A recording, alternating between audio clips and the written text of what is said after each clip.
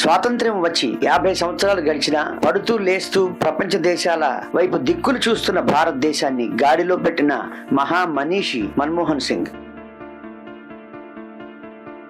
1991లో PV Narasimha Rao ప్రభుత్వంలో ఆర్థిక శాఖ మంత్రిగా పనిచేశారు. అప్పుడే సంస్కరణలు ప్రారంభమయ్యాయి. 2004లో ప్రధానమంత్రిగా పగ్గాలు చేపట్టిన దగ్గర నుంచి రైలు పట్టాలెక్కింది, స్పీడ్ అందుకుంది, ప్రపంచ దేశాలతో పోటీ పడింది. ఆర్థిక వ్యవస్థలో బలమైన దేశంగా తయారు చేసిన ఘనత మన్మోహన్ సింగ్ సొంతం. అనేక సంస్కరణలు చేపట్టడంతో పాటు అంతరిక్ష యానానికి సంబంధించి మంగళయాన్, చంద్రయాన్ వంటి ఎన్నో అద్భుతాలు సృష్టించిన ఘనత మన్మోహన్ కే దక్కుతుంది. మరోవైపు అమెరికాతో పాటు ప్రపంచ దేశాల అధినేతలను మెప్పించి అణ్వాయుధ ఒప్పందం అమెరికాతో చేసుకున్న మన్మోహన్ సింగ్ ప్రపంచ దేశాల దృష్టిలో పడ్డారు. ఎన్నో సంస్కరణలు తీసుకొచ్చిన మన్మోహన్ సింగ్ ఈ ఏడాది ఏప్రిల్ 24న రాజ్యసభ నుంచి పదవి విరమణ చేశారు. భారతదేశంలో నెహ్రూ కుటుంబం తరువాత 10 సంవత్సరాల పాటు ఏకఛత్రాధిపత్యంగా కాంగ్రెస్ ప్రధానమంత్రిగా పరిపాలన అందించిన ఘనత మన్మోహన్ సింగ్ కే దక్కుతుంది. మరోవైపు వివాదాలకు దూరంగా నిర్ణయాలు తీసుకోవడంలో కఠినంగా అందరినీ మెప్పించిన మన్మోహన్ సింగ్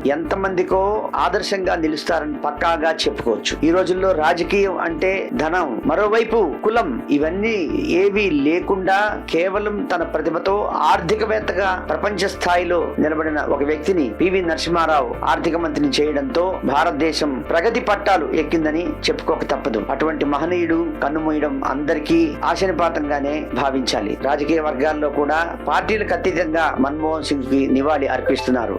मैं अपने देश के लिए और भी बड़ी सफलताओं की कामना करता हूँ. धन्यवाद. जय हिंद. जोहार मनमोहन सिंह.